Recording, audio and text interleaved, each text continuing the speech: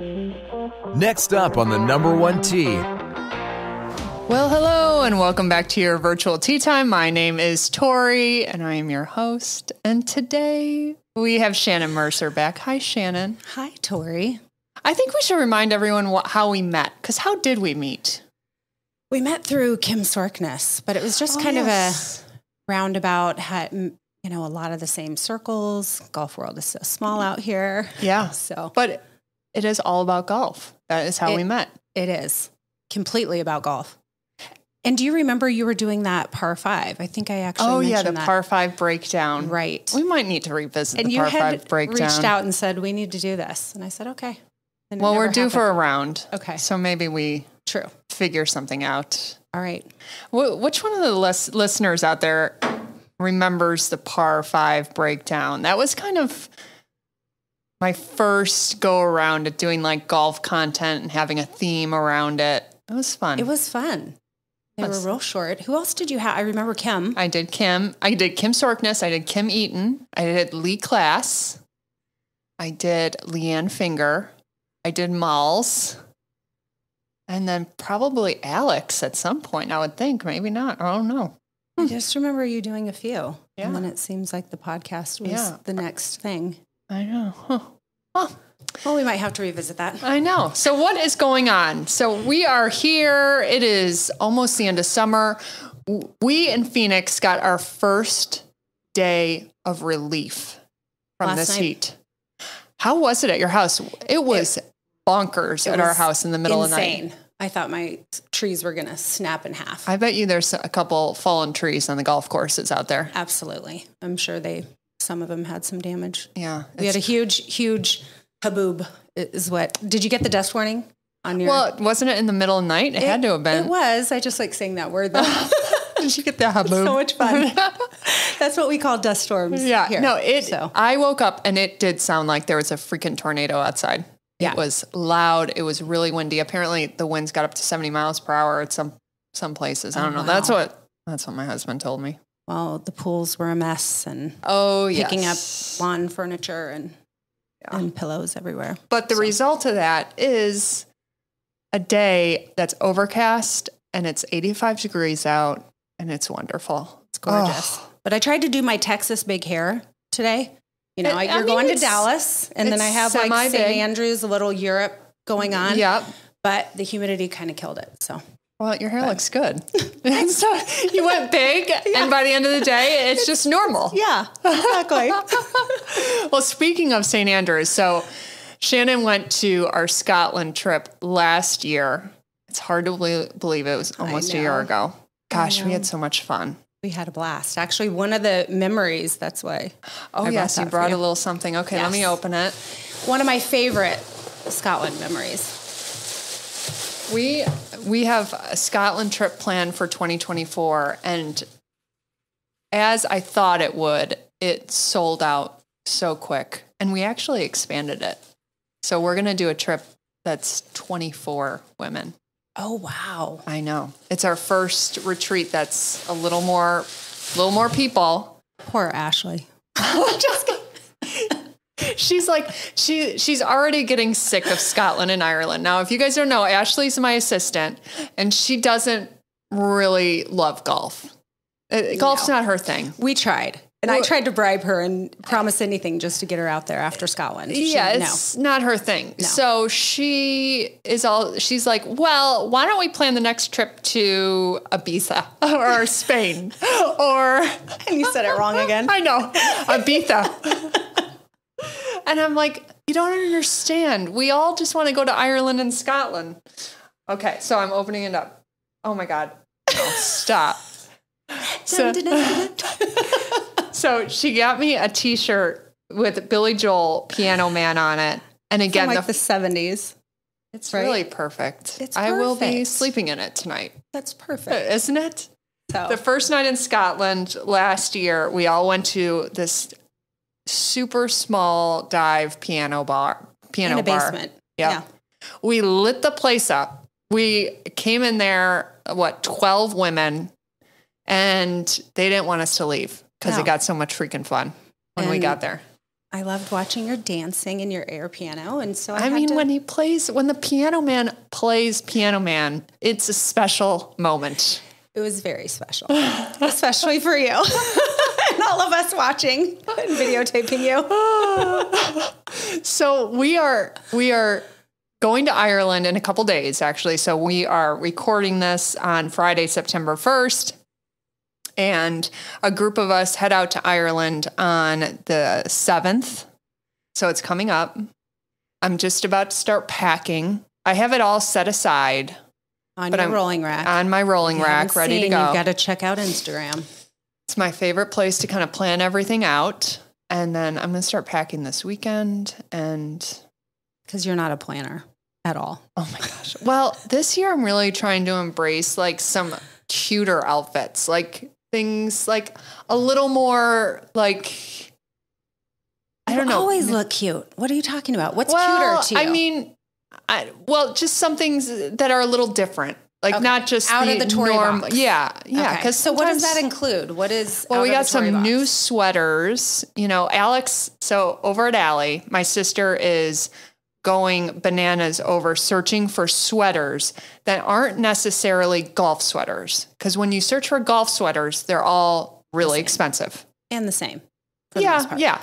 Pretty similar. Yeah. So she's just searching for regular sweaters that are stretchy, great fabric, and that you could wear golfing. And she's found some really cute ones that are less expensive and are the exact same thing as a quote unquote golf sweater. So it's like, why not? So I got a couple new golf sweaters. I have branched out into a couple new brands of pants. If you've been with me a while, you know that the tail mulligan pant is kind of my uniform in the winter. Mm-hmm. Well, I'm looking at a couple new styles. Which one? So Anatomy. I got two new pairs from Anatomy. And then I got to think of the others. But we are putting together a golf closet episode that we'll probably film later in September with a bunch of golf pant options. Perfect. I love the skirt one. Yeah. In fact, because of you all. Yeah. Let's talk about skirts. I'm wearing a shorter skirt. Okay. I never thought I would because I'm 5'10". I'm like, I can't do it. I just can't wear the shorter skirts. Because you're tall? Yes, I thought they were too short, like that they would hit me right below my butt cheeks. And do they? Not really. Not really. No, it probably feels really short to you. In the beginning, especially in the beginning, never received compliments really on my skirts until I went shorter. No, everyone is saying, "Oh my gosh, those skirts look so great." So thanks to you and Alex for that. Well, you talked me into it. There's sometimes I was just paired with someone recently, and she was wearing this skirt that was down to her knees, and she's got such a nice figure, older lady, but still a nice figure. Like, we don't care about wrinkles or bumps. Right. Like, let's get over it. So she's wearing this skirt that's down to her knee, and you can't even see her legs. Like, it's a perfect example of if she was wearing a shorter skirt, it would look so much better. I told my mom the same thing. Did? And she tried on a shorter skirt. She had one on when we went over to California this summer to play golf. And she looked like she lost 10 pounds. Just like it had that effect on me. It lengthens your legs. It really does. So ladies, you've got to try the shorter skirts. They don't have to be super short either. Just there's so many lengths. And then check out that episode. Yeah. So let's rewind a year. So what were you doing a year ago? Right before we went to Scotland, how were you going about packing? What are some things? Because I know you went on a longer trip. You went to Ibiza. You went to Spain and Ibiza afterwards. So you had a lot of planning to do. But let's just focus on the golf. How were you picking out your golf outfits? Well, we had to prepare for everything over there. So anywhere from 50 degrees and sunny, which thankfully we had. Yeah. But it could have been, borderline freezing, 30 something, wind, rain. Thank goodness we got a rain suit from you because I didn't have a rain suit in Arizona. Yeah. And we needed it for 3 holes. I know. But we got some really cute pictures. That was me and you at St. Andrews. I even wore my bucket hat. I purchased a rain bucket hat, and that was the only time I was able to wear it. Yep. We had beautiful weather. But yeah, you just don't know. No. And you tend to slide more towards like it's going to be a tundra out there. Like you're going to be freezing and it's going to be super windy and it's going to be rain coming at you sideways. Right. Knock on wood. I have yet to have that Scotland or Ireland experience yet. That's great. And the Just weather might be the right now. Good luck charm. The weather right now looks good. I hate saying it on air. And you know what? This is going to post before we leave too. So I might jinx myself. Yeah, don't do that. But you tend to pack the most for the very cold weather. True. But it's all about layers. It is. So, but I mean, even in the evenings, it was really nice. Yeah. So just never needed that heavy winter, coat and clothing that I thought I might have. Mm-hmm. So I would probably pack differently this go round. What do you think you would do? A bit. I know, Yeah, poor I know. Rose. Here's the thing. She had to pack a suitcase for me coming home. She did. Oh, I don't yes, know I if you remember. knew that. She did. Because of all the stuff you bought? Yeah, pretty much. I just overpacked in general. That's the tough thing, though. You want to fill up your suitcases. You want to bring as much as you can because you never know or you never know. Like I always bring one extra golf outfit, so we play 5 times. I bring 6 just in case I, feel like one or the other. But you don't put in perspective into play what all the stuff you're bringing back from the pro shops. Right. And here's the thing. It's different stuff over there. So you're not going over to these pro shops and seeing the same shit you're seeing over in the States. Agreed. That you see in every pro shop and it gets boring and stale. You're seeing brand new lines, new looks. You have new you want to get something with the Old Course logo on it. Right. Many things with the Old Course logo on it. And then things for all my family that are all golfers. I did buy quite a bit, but you're right. This line, I can't even recall what it was, but I have a couple shirts from a couple different courses. So you're seeing, different lines. So I would say, even though you told us to make sure we had room for souvenirs, make sure you have room for souvenirs. Significant room. Yes, definitely. Oh my goodness. So what's been going on with your golf game this summer? Not a lot because it was the hottest summer ever recorded in Arizona. I actually went and saw my golf coach because I really need to improve my ball striking if I want to score better. I am just scrambling trying to make par on way too many holes, missing greens. So I had that lesson before he went away for the summer. And I haven't really practiced because the range time when it's been 115 and about, that's just miserable for me. So I've been trying to play some golf when I travel. So I am in the corporate world and I travel quite a bit for work as well. So, but the great thing is I can take clients to golf. So I have been traveling in Utah and Colorado and taking advantage of whether I can take clients to golf or I can stay an extra day and just go out as a single. I do that quite a bit as well, just to be able to play in the cooler weather. Is there a course that you've played this summer that you were like, I'm obsessed with this course. I need to go back. Give it a shout out. Yes. Glacier Club in Durango. Really? Durango, Colorado. It is amazing. They have 2 courses there and I played there last summer. And I have a client that's a member there. So he has actually one of his employees lives here in Scottsdale. And now we plan this trip so he can play Glacier Club as well. But it's phenomenal. I got to get to Durango. I've never been. And all you hear is beautiful things about it. They have a couple private courses there. I'm not recalling the other one off the top of my head, but they're both amazing. Even the public course, then we went out and played the public course, and that was great too.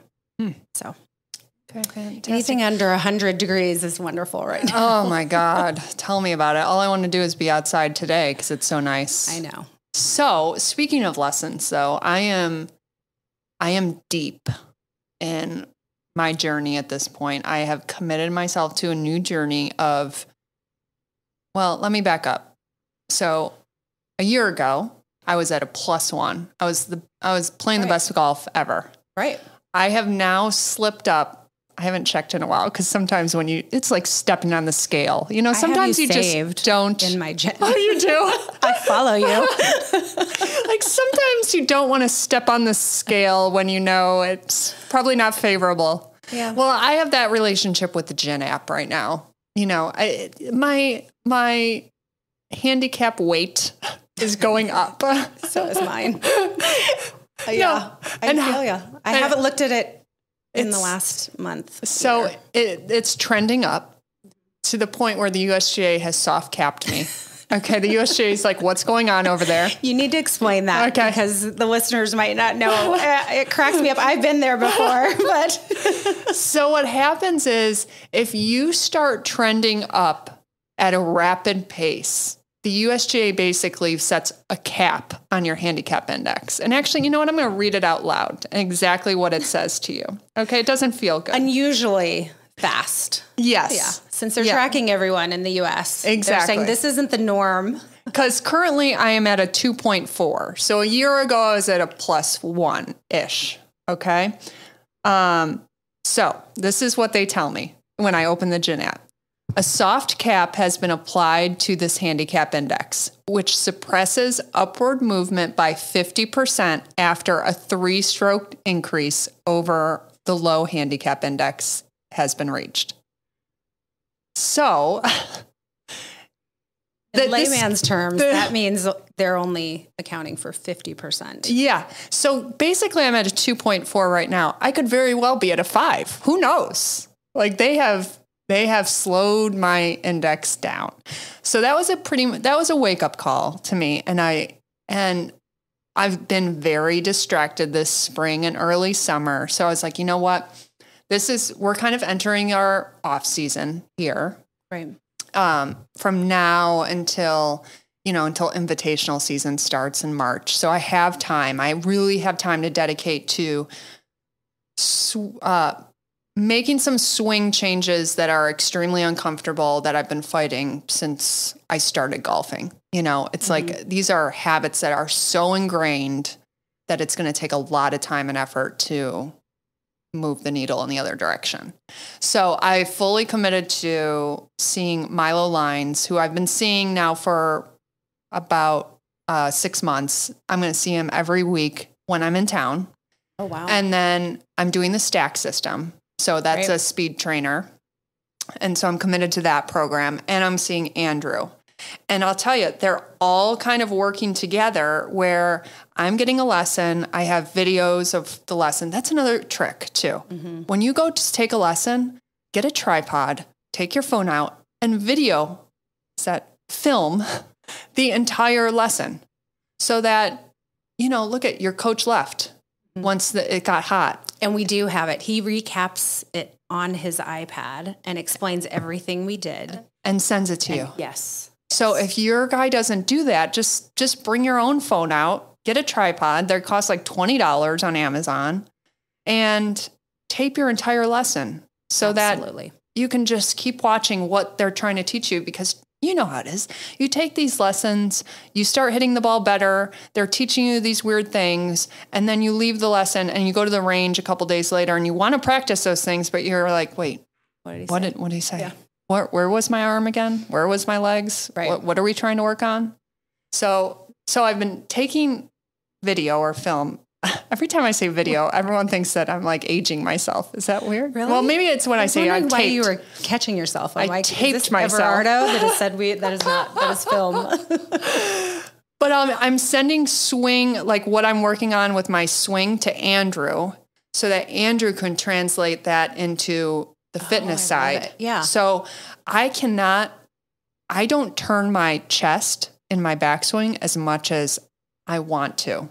So like Milo's putting me in the position where he wants to see me. I then send that to Andrew and it's like, okay, we need to work on mobility here, flexibility. Mm-hmm. We need to work on that dissociation between my chest and my hips. And then when I follow through, I'm an early extender. So I'm pushing my hips lateral instead of rotating them. You and I have that same It is thing. annoying. Yes. Because that is the biggest habit I have that is ingrained. Because even when I try and feel like I'm rotating, I look at myself on tape and I'm still just laterally moving. So I'll swing and I think I'm doing it right. And no, I'm still not. So it's really hard to change that. So again, I'm having Milo put me in these positions that feel really uncomfortable. Like my body is seizing up because they're like, what are you doing? We've never been in this position. And then I send it to Andrew.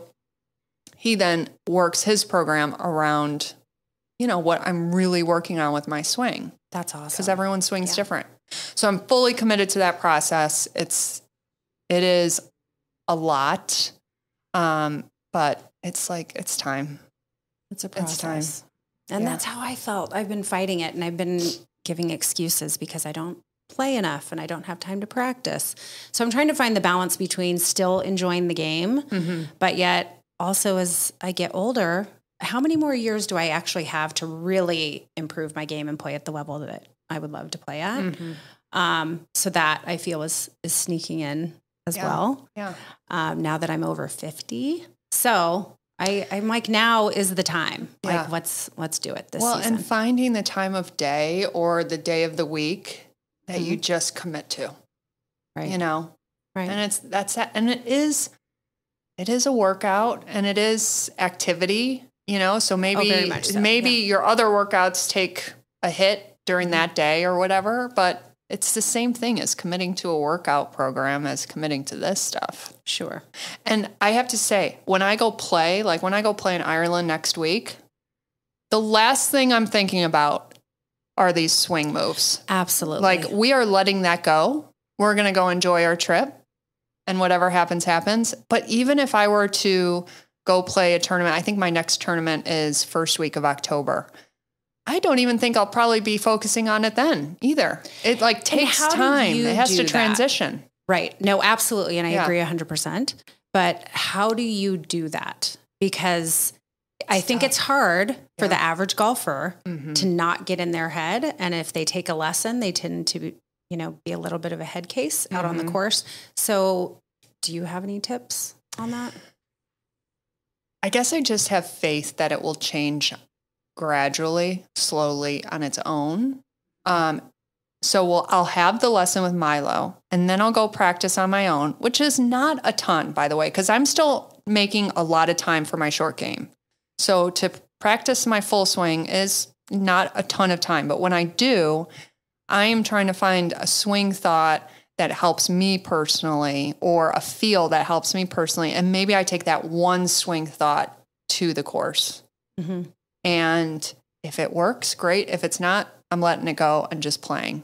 Right. But there's a difference between a casual round and a competitive round. So, these new swing thoughts and moves are going to make it to the casual rounds first, a little bit, and then gradually, really slowly get into those competitive rounds. Yeah. But I just feel like staying consistent with it for the next 6 months, again, I have faith. I'm committed to the process. I have faith that it will slowly start to shift in the direction that's, positive. Yeah. Yeah. And for me, I think for a lot of people, it gets worse before it gets better. Oh, yes. And so right now, and I'm the opposite. I have plenty of shoulder turn. I'm not turning my hips. So I'm a little bit in cement. And when I do it, then I'm, here I was, I'm losing distance. I'm, all of these things are happening. No, I wasn't using my body, my lower body, and trying to do it all with my upper body. And now, because I've been so still, now I feel like it's just loosey-goosey, everything. And it's not, but it's unbelievable the difference because then I'm 15 yards farther with my irons. It got so bad before I went and checked in. So I would say don't let it get so bad before you go in and check in with a professional. And maybe still, like I said, concentrate on your short game so that when you are struggling on the course with these swing changes and you're not hitting the greens as much, rely on that short game. Make it a game, or make it a challenge for you. Like, okay, I'm going to get up and down now. Sure. Excel in the short game, and then the full swing will come around, and then boom, you start to have those rounds where you can't miss. I've it all actually comes gotten together. good at my chipping, so I've had to Exactly. say that's been a positive. Everyone's like, you're an amazing chipper. I'm like, because I'm always chipping. Do you not understand? That means my ball striking just sucks right now. I can't hit a green to save my life. But I played a short course called Pine Top Lakes. You ever played Pine Top Lakes? It's up in Pine Top. no. It is an executive course. It's mostly par threes, but there is some par fours and I think like 2 par fives too. So it's a par 63. Okay. And it is super challenging. And I played it in team about 2 weeks ago. And I have never chipped so much in a round. And these are like mostly par threes. Right. I was chipping every other hole. I'm like, holy shit. Okay. Bring out the chipper again. This is getting old. And of course I'm playing against someone that's just like lasering them in and just totally on that day. I'm like, really? Oh. Did you get beat that day? No. Well, we won gross and lost net. But there was a point there where I'm like, oh my God, we're going to get blown out. We better get our shit together. And talking about Pine Top, Yeah. tell me about White Mountain. I saw a fun little thing on your The Instagram. club championship? Yes. Okay, I'm glad you brought this up actually, because there is a story behind it. Okay. I want to know. Now, I have not played in the White Mountain Club Championship. I'd say maybe 3 years. It's been at least 3 years, maybe 4 since I've played in it. Were you just too busy and things going on? Or? It's always in August, late August. So kids are already back in school, and it's a Monday, Tuesday, Wednesday. Okay. And it's, it's like I'd like to play, but it's just not a top priority for me, that tournament. But this year, have you heard of the the National Club Championship tournament? Yes. It's here. Oh, it is. It's at True North and Kierland in December. Oh, how fun. Yeah. And I just realized that about a month ago. Okay. And I'm like, well, shit. I already lost my club championship here in Phoenix. Right. I didn't play in the Papago one. And I'm like, well, I have one more chance left. I can go win the White Mountain, try and win the White Mountain Country Club Championship. So that was my reasoning for signing up, because I really want to play in this. So for the listeners who don't know, there is a national tournament every year that brings together, as long as you won a club championship, you are able to register for this national club championship. And it's at different places every year. It's been in Palm Desert. It's been last year was Sea Island. But and I didn't know, and I didn't sign up when I won. But it's expensive. So the entry fee is like $895. Okay. And then you have to pay for a flight and hotel. And it's just, all of a sudden it's a $3,000 trip. Right. So knowing that it was here this year, I'm like, well, and I've only heard good things about it. I've heard it's a great tournament. So I was like, okay, let's make some effort. Let's try and get into this thing this year since it's local. So I go play the club championship. It's match play only, and you get seeded by your handicap index. And the lowest 8 players, based on their handicap index, is in the championship flight. So I play my first match, and I play okay. Again, it's not been a great summer. I haven't been playing well, but I play decent. This is at my home course. I feel comfortable. My second match, I play better. And I really gained some confidence, and I'm hitting the ball well, and I'm making putts, and I'm like, okay, well, I'm feeling good, okay? So I go into my final championship match feeling very good, very confident. And were you leading at this time? Well, it's match play. Sorry. So it's I'm playing my final match. Yes. And we go into that championship match, and again, I play the front 9 really well. Very steady, make a couple birdies, playing really well, feel confident. I end up making the turn, and I think we get through 11 holes, the first 10 holes, and I'm 5 up. Oh my gosh. Okay, so wow. I'd be feeling pretty confident. I was feeling pretty good. Yeah. I was feeling like, okay, let's, and my competitor is not playing her best. And so, I'm just thinking, okay, well, maybe this is going to be done in a couple holes. I don't know. I mean, like any normal person's thinking, right. Okay, But did you put it into cruise? Or did you get a little? I didn't put it into cruise. I veered off the road and smashed into a car, into a truck. So did you get a little bit of ego with it? Well, my God. If you know me, you know I have ego. But so on number 11, she makes a birdie. And so she wins that hole and it's like, okay, yep. On number 12, I proceed, which is a par 3, I shank my tee shot into the woods. Wow. Okay. I haven't done that in a while. Mm-hmm. Sometimes, a shank creeps up on you, especially me. Every once in a while, a shank will creep up on you. I shank it into the woods. I find it. I try and hit it out. It hits another tree. I say to my competitor, pick up your ball. Let's go. We're out of here. We go to number 13. I hit a perfect drive. So at this point, I am now 3 up with 1, 2, 3, 4, 5, 6 to go.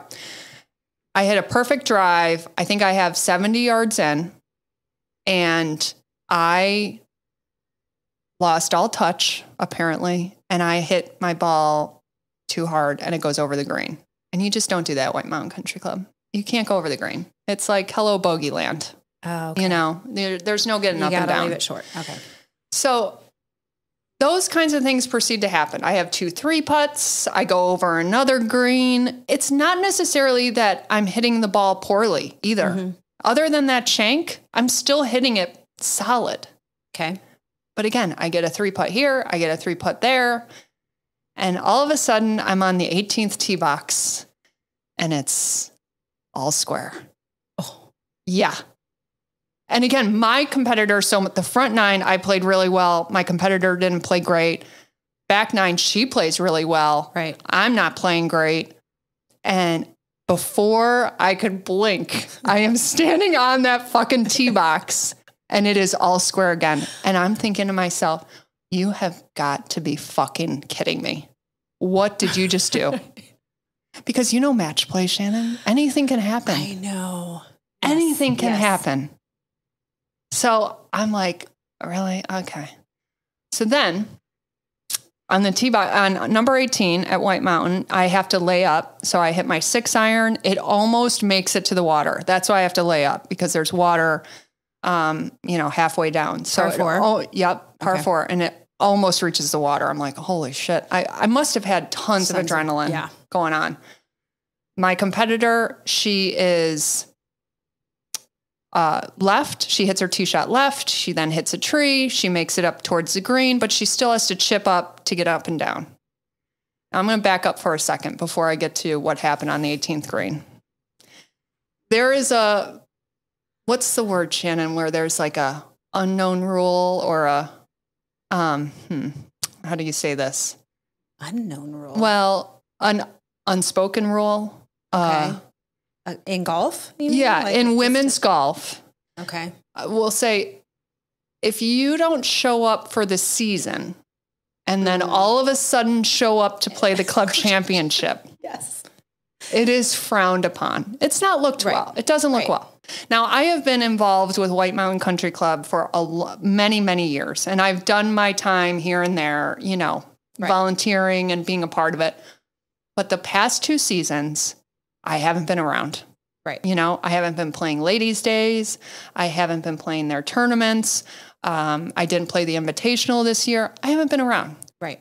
So you're the masses, I have signed up for the club championship, and that is the only fucking thing I've done all summer. Okay, so it's not, it's just frowned upon. They're cheering for you. They're not feeling the good vibes. I'm not feeling any good vibes. Okay.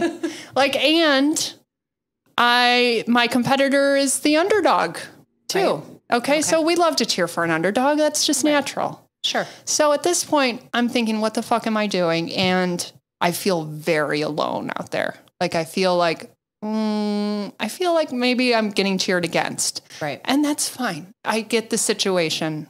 I've been in many other situations on the opposite side myself. So sure. So we make it to the 18th green. I hit my approach.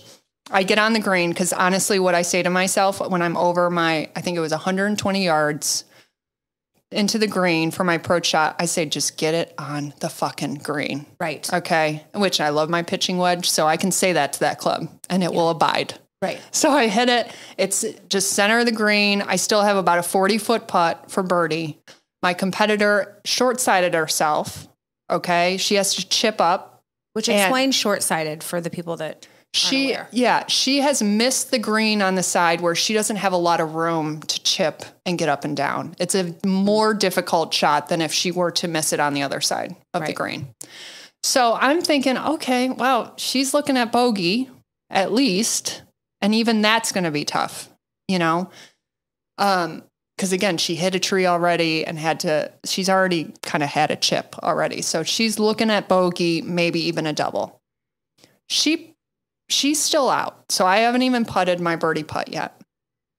She goes ahead and chips the most amazing chip ever. Again, like with rough, with no green. And she makes it, and it's, a foot away from the hole. I'm giving it to her. Right. I'm giving it to her for a bogey. Okay. It's not a par, but it's a bogey. But I'm still looking at my 40-footer like, okay, you need to 2-putt this. And meanwhile, I've 3-putted the last 2 holes. So I'm not feeling great. Yeah. I've lost my touch because I got all nervous. Sure. And so I step over my putt and I putt it and it feels good. Once you hit it that it feels good. Right. I come up 4 feet short. Okay. I walk up to my ball and my competitor comes up to me. She goes, "That's good." I go, No. You have to make me putt this. Right. No. She goes, "No, that's good." I go, "No." I go, "I have to putt this. You cannot give this to me." Right. And I'm shaking now because I was shaking then. It was so bizarre that she did that and so unexpected. And she goes, "Well, okay, make it then." And I put my ball marker down and pick up my ball and start to clean it off. And I'm like, that's the rule at match play. You give it, it's done. Right. Like if you give a putt, the hole is done. Over. It's over.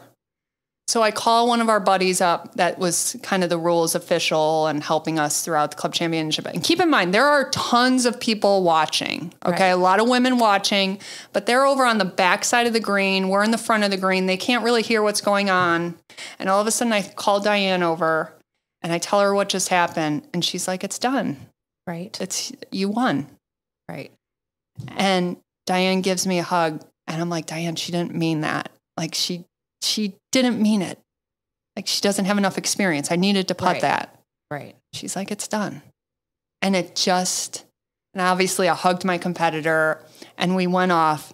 I proceeded to go in the locker room and bawl my fucking eyes out. Oh. I think it was a lot of emotion from the entire day. Right. But it just felt terrible. Right. It felt terrible. Yeah, very much. And I could have missed that putt. I think it was a 50-50 chance of me missing that putt. Sure. I'm a pretty good putter from short distances, but under that situation, I was nervous. My hands were shaking. I lost my touch. It was not a straight putt. It had some curve to it. And I just needed to make that putt. And obviously we were all square. So if I missed it, we were going off to number 1 to keep going. And since that day, I've been told that she just knew eventually she was going to lose and she didn't want to go to hole number 1 and whatever. And that's fine. My competitor is amazing and the women there are amazing. It was just the most bizarre situation. And it just didn't feel good. It felt weird. Yeah. It felt weird. Yeah. So I can see that. I wanted to tell that story. I didn't tell it on my Instagram stories because sometimes I feel weird. Like I don't want to bring certain people into my stories that might not want to be in it. I don't know. Right. It's like, and And this was my perspective on what happened. Sure. And this was my feeling on people cheering against me. That Right. might not have been real. That's Right. just my perspective on the Sure. event.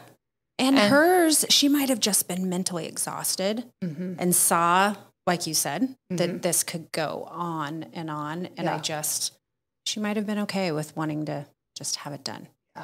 Yeah. So you're a It fierce was competitor. interesting. So It was interesting. But the lesson learned, because a lot of times you only learn the biggest lessons when you lose.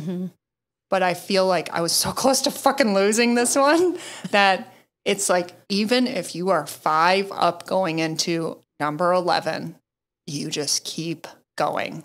And I Absolutely. did let off the gas pedal, and I did lose focus. And I did think it was in the bag. Whether it was on hole number 13 or hole number 16, I kind of just thought in my head, well, I'm going to win eventually. Right. And just that mentality made put me you in that position. Yeah. Yeah. And all of a sudden, fuck. What the fuck did I just do? So yes, on paper, I did win it.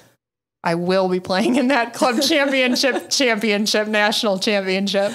But that's for that. you. So actually, if there's any listeners that are also playing in it this year, let me know. Reach out. Yeah, that I would don't be have a awesome. guest room. I can't stay at my house. But I'll say hi. Listen, there's a reason why I don't have a guest room, okay? This is because I want Mambo staying with my sister. She has more patience. My sister has more patience than me. Oh my gosh, that's awesome. Oh, so that was my big. Club championship. Well, that was the story that needed to be told eventually, and today was And the day. the other lesson is that if you are on the other side of that, Yeah. don't give No. putts. No. She can't. I mean, unless they're tapping, okay, or unless Yeah. you can concede the hole if you're completely out. But in this scenario, In that scenario, she should have made me putt any putt that was over a foot long. absolutely, 100%, and maybe even a foot. Because again, if you've never played White Mountain Country Club, the greens are what protect the course. They're very tough greens, and there's very sharp, there's turns that you don't even see coming. So the greens are just really tough, even if it's a foot long. So in that scenario, you do not give that putt. It's the last hole. Right. You need to make us earn it. absolutely. You need to make your competitor earn it. and everyone under pressure. I have missed 18-inch putts. Oh yeah, it happens. yes. So That's a good point, though. Don't get it. So, okay. So, what else are you loving right now? Clothes wise, golf wise, any trips coming up for you at all? No, just work. Yeah. Just a lot of work trips. I did go to Iceland this year, and I went to Amsterdam, and I have made kind of a goal for myself to play golf in as many countries as I can. And this actually started with the Scotland trip. Yeah.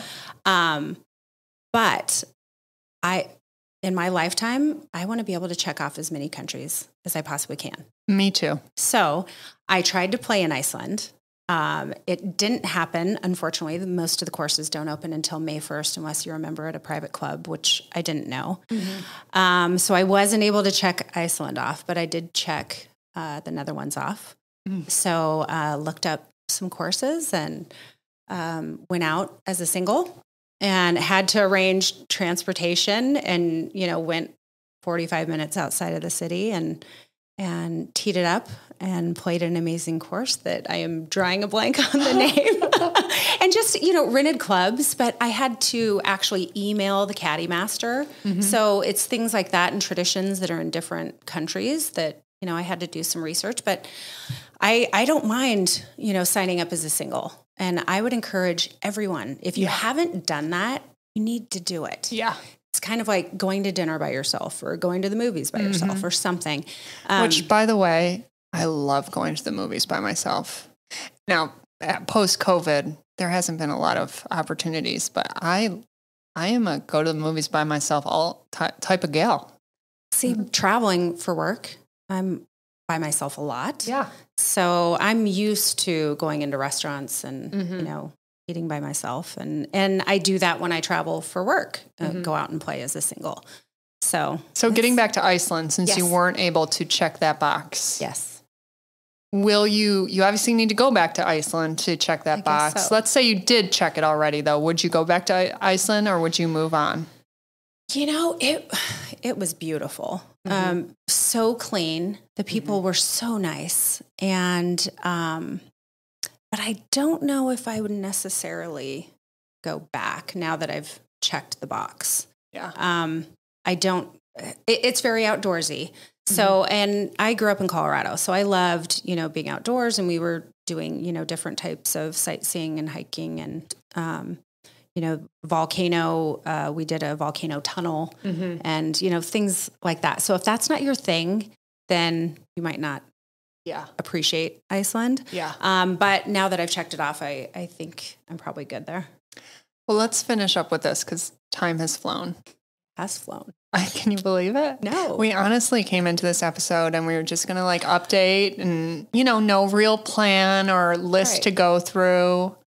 And the time flies sometimes. It does. I really enjoy having me you up on. for something. Well, I thought you were trying to get me back for the questions that I threw at you. And I'm like, Tori is up to something. No, because I knew that we would be able to just talk. Which is great. Let's finish with this. The other day you sent me an Instagram post of a golf trip. That was you, right? Yeah. Of which golf trip? It was a golf cruise. Oh, yes, I did. So tell us what that was about. Because trust me, I sent it to Ashley and, you know, she's like, it's not Scotland or Ireland. Let's do it. Right. Did that not look fun? It did look fun. Okay. I am all about it. It's a cruise that you can sign up for as many rounds of golf, I think, as you want, or maybe it's like 3 to 5 rounds of golf. But they arrange the golf at all the different stops in the countries that you're visiting. So this was Mediterranean, I believe, the one that I saw. Yeah. But I just thought that would be fabulous. That would be interesting. I've only been on one cruise. Oh, no, I've been on 2. You're like interesting, not fabulous. You must not like cruises. I don't like low-end cheap cruises. Yeah. Yeah. So I don't want buffets. And they've changed a lot. Like I went on a Virgin cruise over in Spain. That was completely different. Everything is a restaurant. You need reservations. You know, different vibe. Yeah. Than the normal cruise. Well, you know, I'm up for an adventure. I am. Because I kind of have the same kind of goal as you. Like, I want to golf as many different places as possible. That's, like, I do want to travel. That is my goal for the remainder of my life. You know, like, one of my main goals. I want to travel to as many places as possible. I love to travel, but I love to travel and do things. I'm not really a travel and sit on the beach type kind of gal. I'd prefer to go on vacation and golf or go on vacation and really sightsee and do all the things. And so. Yeah, I definitely like it. I love it when it's planned for you, like you and Ashley. That Scotland trip. It's just amazing. It's just like show up. Yes. I know. Tell me where to go and where to be. We'll update everyone on the Ireland trip. So we're heading out to Ireland in a couple days. We are playing Royal Dublin Golf Club, Royal County Down, Portmarnock Golf Club, Dukes, and Adair. And I am so excited. A couple other updates, actually, too, before we end today's podcast episode. So Desert Classic Week 1 sold out. Oh. A little bit. I forgot about this part, too. She's going to roast me. A little behind the scenes. When we do go and sell Desert Classic, I tend to leave 2 to 4 spots available still after I sell it out, because without fail, I'll have a very good friend of mine text me shortly after and say, I fucked up. I didn't sign up. And lo and behold, this year for week 1 was Shannon. That's me. Except I was trying to sign up, but the gals signed up so quickly. It sold out so fast. They did. So I didn't completely forget. I go, I have you covered. Don't worry. So week 1 is sold out. And I do have a lot of people still on that wait list too that can't play in week 2. But week 2, as of today, only has 10 spots left. So if you're on the fence, it is, and this is as of Friday. This is posting on Monday. So, yeah, you might want to grab one of those spots before they're gone. We have decided and committed to the 2024 Creek Cup location. I am going to keep it a secret until the Dallas Shootout. I'll announce it at the Dallas Shootout. I am so freaking excited about this trip. Wait to hear. And we are going to be golfing one more round. So usually the Creek Cup's only 2 golf rounds. This time it will be 3. And yeah, so we'll be announcing that. Sign up for that. I think so. I haven't done the Creek Cup yet. I know, and you would love it. You would love it. So that we'll be announcing that mid-October. And our tournament for October 2024, we are down to 3 locations that we're talking to. And 2 of the locations are on the West Coast, and 1 location is more central. Eventually we're going to get to the East Coast. It hasn't really happened yet. Well, we went to Pinehurst, but for right now, those 3 locations I'm very excited about too. That we won't be announcing for a while, but I just want you to know we are creating some incredible events coming up in 2024 to finish off 2024. So I can't wait to update you on that. So hopefully exciting. Shannon is a part of some of them. I know it's a lot, but occasionally I have some friends that come to some of these events. It's a big investment, but we have such a good time. Got to get those last spots on the Desert Classic. Oh yeah, we need to book a spa day, you and Ashley, after exactly. It's all over. Maybe right in between both weeks. It's kind of crazy. But Shannon, thank you for being on. Absolutely. It cannot be the last time. You must come back. No, of course not. Okay. Of course not. All right. Over and out. Bye.